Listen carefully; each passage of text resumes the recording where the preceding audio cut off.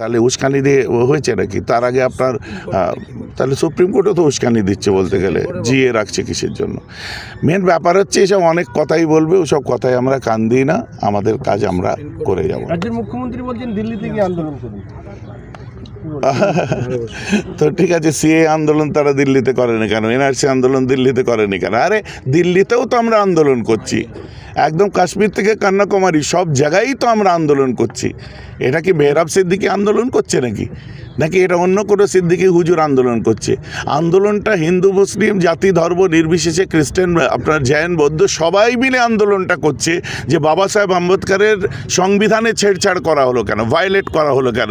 কাশ্মীর থেকে কন্যাকুমারী সব জায়গায় আন্দোলনটা তো চলছে, তো দিল্লিতে তো চলছে। তো দিল্লিতে আন্দোলন হচ্ছে, সারা ভারতে হচ্ছে, অঙ্গরাজ্য হিসাবে বাংলাতেও হচ্ছে, হবে।